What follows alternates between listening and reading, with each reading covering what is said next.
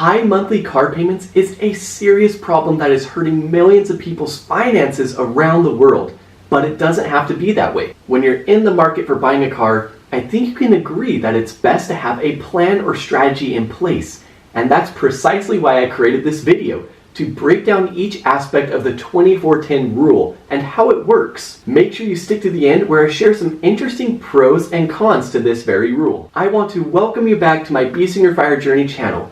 I am Jordan Biesinger, and my wife and I recently hit Coast Fire, which allowed us to semi-retire and move abroad. I share many more videos on that in this channel, as well as tips and tricks related to personal finance and investing. If you enjoyed today's video, please give that lonely like button some love and subscribe for more finance adventures. So first off, I'd like to say that I am a big fan of buying a reliable car with cash if possible, but I do totally understand that buying a car is a big purchase, so the following 24-10 rule may benefit you in a variety of ways. Let's start by discussing what the 24-10 rule is exactly, shall we? The 24-10 rule for buying a car means putting 20% towards the down payment, financing the vehicle for no more than 4 years, and keeping your monthly car payments and all car-related expenses at 10% or less of your gross monthly income. So not too overly complicated, right? Still, I want to explain it further and provide you with some examples. First, let's discuss the 20% down payment. Ideally, you should put down at least 20% of the car's purchase price as a down payment. However, if you can't swing that, don't worry, you can still follow the 24-10 rule. You'll just have to finance the car for longer. More on that in a minute. The reason it's best to put 20% down is twofold.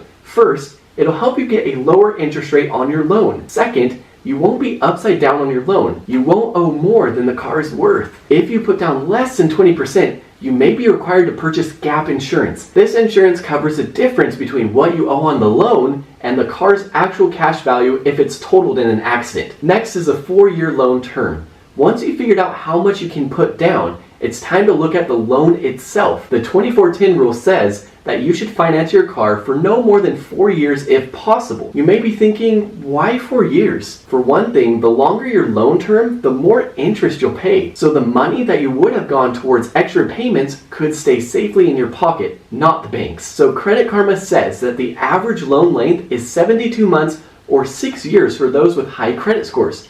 Having a 20% down payment and great credit will go a long way to help you obtain a 4-year loan. Okay, so let's remember that a shorter loan term will help you pay off your car sooner. And that's a good thing because once your car is paid off, you'll have one less monthly payment to worry about. Yes. Next is having the monthly payment 10% or less than your gross monthly income. Let's break down the 10% part of this 24-10 rule. So this part does take some basic math, but it's essential to get it correct. The goal is not to have the car payment consume more than 10% of your gross monthly income.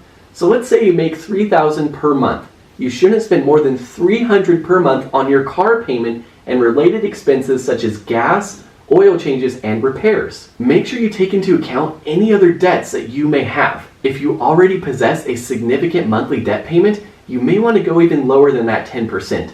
Just a side note, life can be difficult when you get into too much debt, so you want to be wary about how much debt you get into. If you are currently struggling with debt, remember the hardest part is starting, but you can definitely become debt-free with time and effort. So why does this 24-10 rule of thumb generally work? For one thing, it compels you to be realistic about your budget. Many people get in over their heads when they're buying a car because they're not mindful of how much they can afford. This rule takes the guesswork out of the equation. Another reason this rule can be so effective is because it helps you avoid being upside down on your loan. As mentioned earlier, being upside down on your loan means you owe more than the car is worth. This can happen if you put very little money down or finance the car for a longer period. It's a situation you want to avoid because if you total your car, you could be stuck paying off a loan for a car that no longer exists. The 24-10 rule is also an excellent way to keep your monthly car payments in check. By capping your car payments at 10% of your monthly income, you'll ensure that it doesn't become too much of a financial burden. Of course, this rule is just a guideline. You may be able to put down more than 20% or finance a car for a shorter term and still stay within your budget. But if you're not sure where to start, the 24-10 rule is a great place. It will help you stay financially responsible and avoid getting in over your head. As with anything in life, there are pros and cons, so let's look at those a little further. The first and most obvious pro is that it forces you to be realistic about what you can afford. Oftentimes, it's easy to think that you can go out and afford the most luxurious car, but in reality, you may not be able to afford that expensive of a car. This rule doesn't allow that type of thinking to go purchase the most expensive car. Next is that it gets you out of debt quicker. By capping your loan at 4 years, you'll be debt-free much sooner than if you had a longer loan.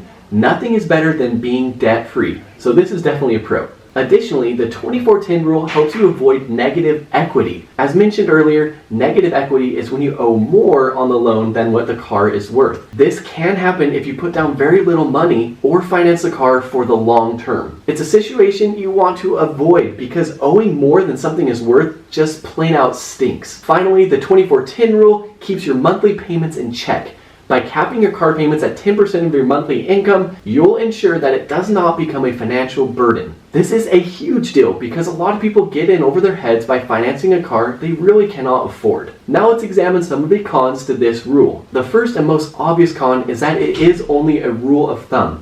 There's nothing magical about the 24/10 rule that makes it the perfect car buying strategy. It's just a guideline that works well for a lot of people and is a great starting point. Another con to keep in mind is that this rule does not consider other debt accounts. This rule will be extremely difficult to follow if 50% of your monthly payments are already tied up in debt payments. It's crucial to have enough cash flow and reduce overall debt. The final con is that it truly may not be feasible for everyone. For example, if you have a very low income and poor credit, you may not be able to get a loan with such favorable terms. Not everyone has great or even good credit, so this does become a con. I want to touch on now why you need to budget. Now, some people may wonder why you need to budget before shopping for a new vehicle. After all, can't you shop around and buy whatever car you think will look cool and you can get a loan for? Well, everybody does want to look cool, but the problem is that many people can't afford the cars they want. And that's where understanding your finances comes into play. For my wife and I, having a car is a need.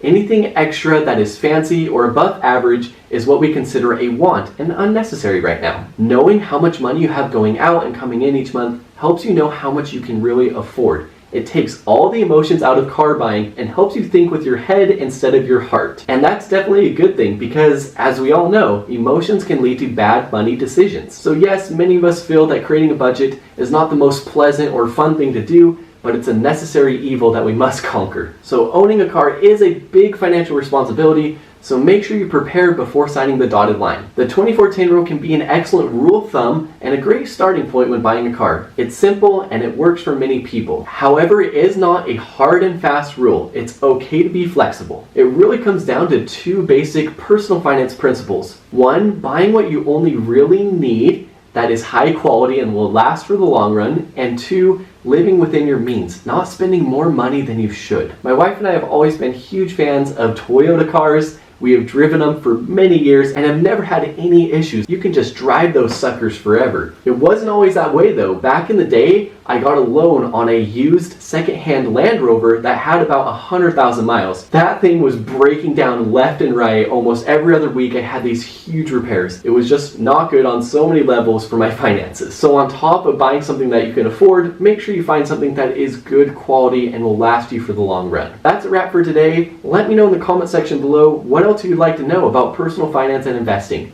I'll see you next time.